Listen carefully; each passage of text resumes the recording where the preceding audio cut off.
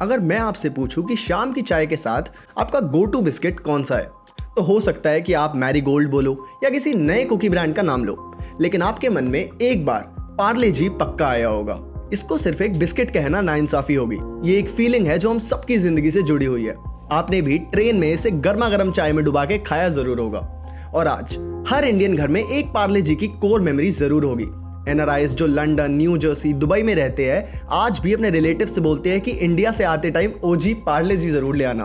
India के एक गांव से लेकर न्यूयॉर्क के एक इंडियन ग्रोसरी स्टोर तक हर शेल्फ पे आपको वो पीला पैकेट दिख ही जाएगा।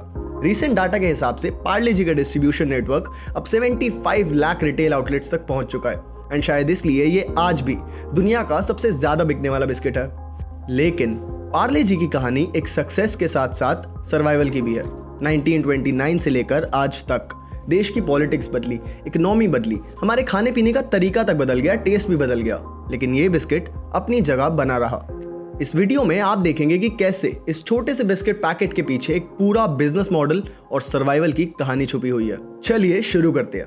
पार्ले जी का एक छोटे से मुंबई की फैक्ट्री से among the world's top selling biscuit brand बनने तक का सफर।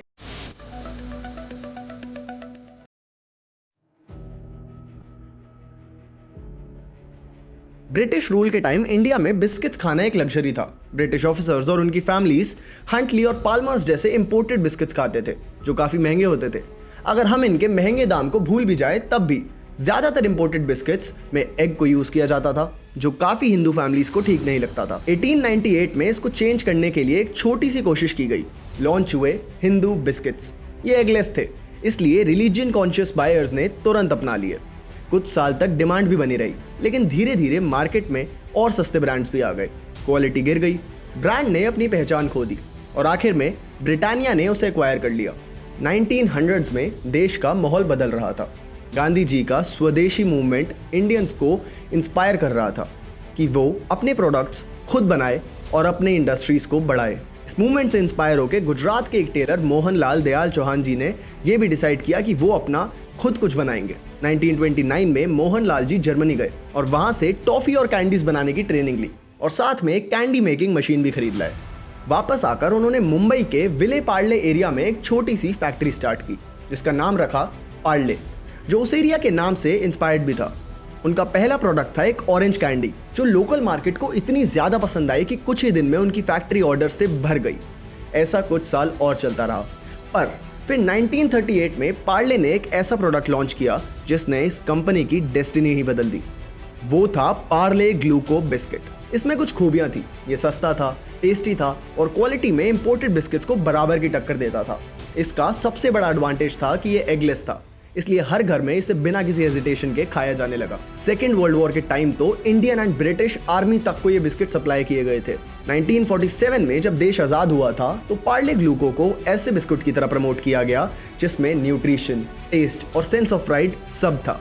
लेकिन आजादी के बाद जब देश में व्हीट शॉर्टेज हो गई थी तब पार्ले को कुछ समय के लिए पार्ले बिस्किट्स बनाने पड़े। जैसे ही शॉर्टेज खत्म हुई, पार्ले वापस अपने ओरिजिनल रेसिपी पे तो चला गया, पर तब तक ब्रांड के लिए एक नया चैलेंज खड़ा हो गया। मार्केट में ग्लूको नाम का यूज करके dozens of copy cat biscuits आ गए थे। पैकेजिंग मिलती जुलती, नाम मिलता जुलता, टेस्ट भी काफी सिमिलर। लोग कंफ्यूज होने लगे और एग्जैक्टली इसी मोमेंट पे पार्ले ने अपनी नई पहचान बनाने का डिसीजन लिया। पहले पार्ले ने अपनी पैकेजिंग को रिफाइन किया और फिर फाइनली 1985 में जाके पार्ले ग्लूको का नाम बदल के पार्ले जी रख दिया। जी माने ग्लूकोस। साथ ही पैकेजिंग को भी फ्रेश लुक दिया गया। Bright yellow background, white strips, biscuits wrapped in butter paper और एक छोटी लड़की का चेहरा जो कुछ समय बाद हर घर के किचन का एक हिस्सा बन गई। पार्ले बन गया हर घर का हिस्सा।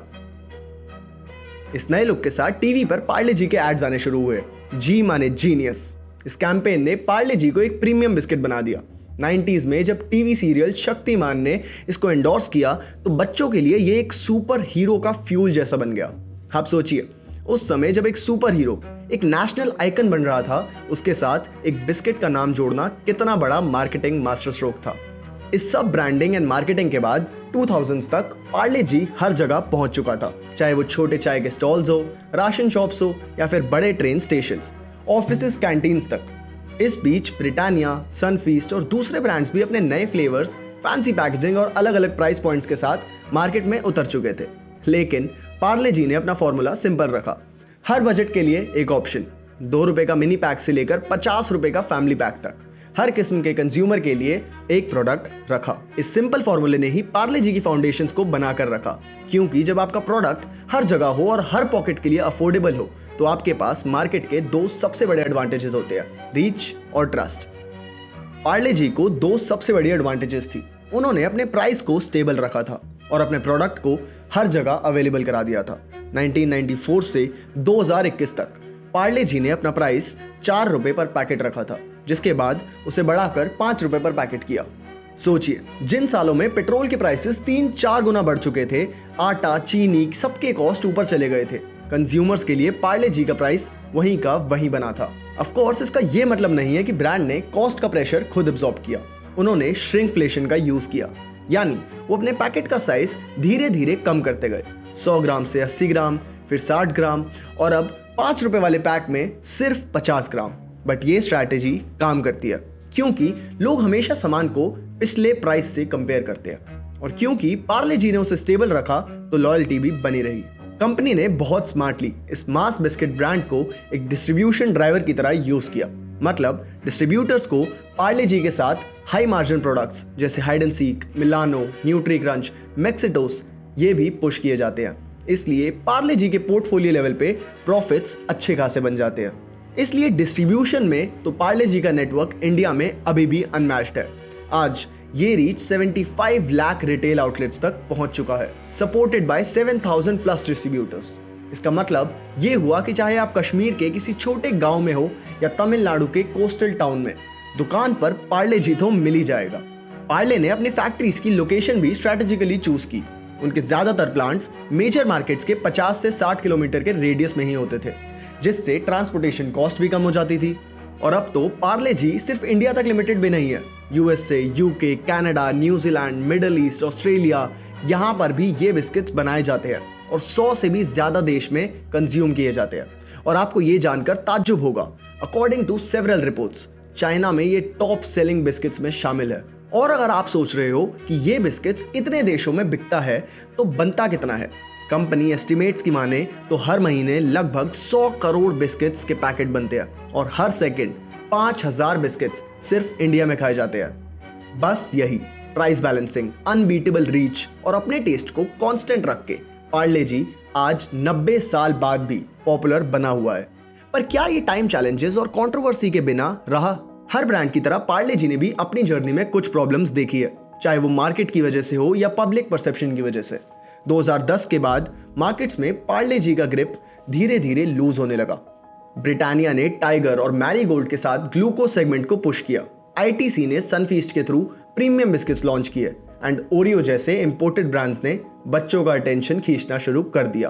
अर्बन मिडिल क्लास पेरेंट्स के लिए बेहतर पैकेजिंग, टेस्ट और फॉरेन ब्रांड का एक टैग अट्रैक्शन बन गया था, और इस वजह से पार्ले जी के अर्बन कंज्यूमर्स धीरे धीरे प्रीमियम बिस्किट्स की तरफ शिफ्ट होने लगे। फिर आया न्यूट्रिशन और टेस्ट चेंजेस का चैलेंज। अर्बन कंज्यूमर्स पहले सिर्फ मैदा और पाम ऑयल से भरे बिस्किट्स खा लेते थे, पर अब यही कंज्यूमर्स हेल्थ फोकस बिस्किट्स जैसे ओट्स, मल्टीग्रेन, हाई प्रोटीन या शुगर फ्री वेरिएंट्स कंज्यूम करने लगे। रूरल एरियाज में भी जब यंग बायर्स अपनी पहली इनकम कमाने लगे तो वो भी कुछ अलग ढूंढने लगे और प्रीमियम कुकीज या क्रीम बिस्किट्स पे शिफ्ट करने लगे। पार्ले जी का ग्लूकोज ओनली वर्जन लोगों के लिए बहुत बेसिक सा बन गया। इस सब के बीच कुछ लोगों का क्रिटिसिज्म ये भी रहा कि पार्ले जी ग्लूकोज बिस्किट के बाहर ज्यादा इनोवेट नहीं करता। तो एटलीस्ट इस सब प्रेशर के बीच ब्रांड ने कुछ नए वेरिएंट्स को लॉन्च किया, जैसे gold, royal, cookies, dark, oats, Kismi. पर इन सब में से कोई भी बहुत ज्यादा नया एक्सपेरिमेंट नहीं था। आपको क्या लगता है, कौन से नए वेरिएंट्स पार्ले को लाने चाहिए? कमेंट्स में जरूर बताइएगा।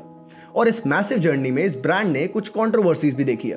अक्टूबर 2012 में FDA, the food and drug administration, ने पार्ले की पॉपुलर कैंडी मैंगो बाइट को रिकॉल करने का ऑर्डर दिया था, क्योंकि उनकी रायगढ़ की मैन्युफैक्चरिंग यूनिट में बफर्ड लैक्टिक एसिड को यूज किया गया था, जो फूड सेफ्टी रूल्स के हिसाब से बैंड था।